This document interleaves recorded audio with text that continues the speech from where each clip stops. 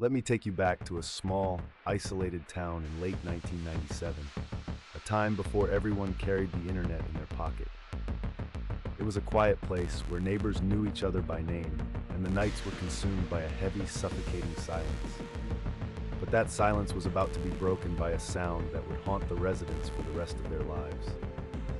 It started innocently enough, just the ringing of landline telephones echoing through empty hallways in the dead of night.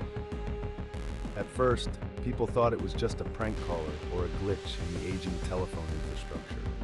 Residents would stumble out of bed at 3 in the morning, their eyes heavy with sleep, to answer the persistent shrill ringing of their beige wall-mounted phones. But when they lifted the receiver, they didn't hear a dial tone, and they certainly didn't hear silence. Instead, they were greeted by the distinct sound of someone breathing on the other end.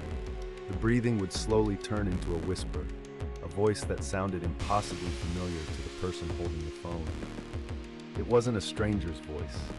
It was the voice of a husband who had passed away years ago, or a child lost to an accident.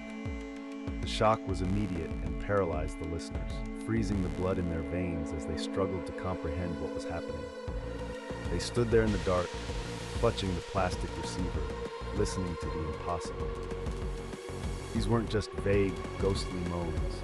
The voices were coherent, recalling specific memories that no stranger could possibly know. They spoke of hidden family secrets, lost heirlooms, and private moments shared only between the living and the dead.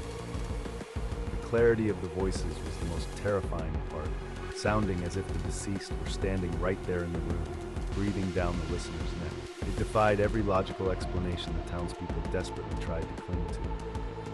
Panic began to spread through the town like a contagion, as more and more households reported the exact same phenomenon. It wasn't an isolated incident of grief-stricken hallucinations. It was a mass event affecting dozens of unrelated families simultaneously. The local police station was flooded with reports, but the officers were helpless against a threat that had no physical form.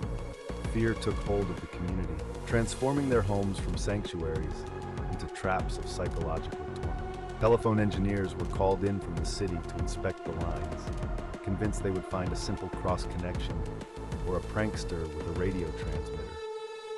They traced the calls, expecting to find a source, but their equipment gave them an answer that made no sense.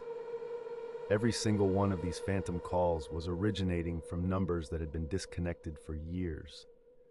There was literally no signal source, yet the phones continued to ring with relentless frequency. Some of the calls lasted only a few seconds, just enough for a single word, while others dragged on for agonizing minutes.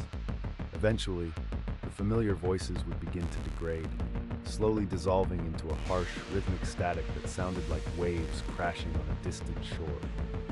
It was as if the connection between the worlds was unstable, fraying at the edges until the line went dead. The silence that followed was always heavier than before.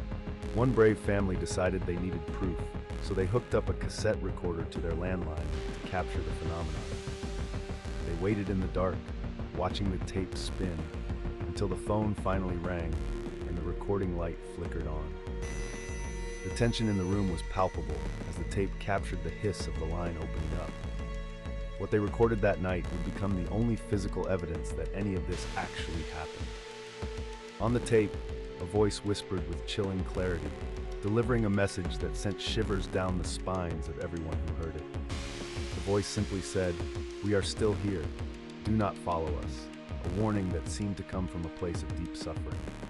It wasn't a comfort, it was a plea, or perhaps a threat, warning the living to stay away from the veil.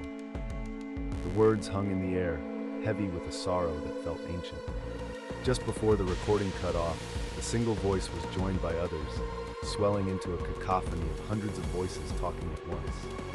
It sounded like a crowded room of the dead, all clamoring to be heard, creating a wall of terrifying noise. It suggested that the phone line hadn't just connected to one lost soul, but had inadvertently opened a door to somewhere else entirely. That sound of 1,000 lost voices is something you can never unhear. 2 weeks after the recording was made, the town's central telephone exchange building suddenly caught fire in the middle of the night. The blaze was ferocious, consuming the switchboards and the miles of copper wire that connected the town to the outside world. Fire investigators combed through the ashes for days, but no cause for the fire was ever determined. It was as if the fire had started spontaneously, severing the connection once and for all. The calls stopped after the fire, and the town slowly drifted back into obscurity, though the residents never looked at a telephone the same way again. But here is the most unsettling part of the mystery that lingers to this day. Sometimes, when the nights are quietest, people still claim to hear their unplugged phones ring once, just once, from the attic, and they wonder who or what is still trying to get through.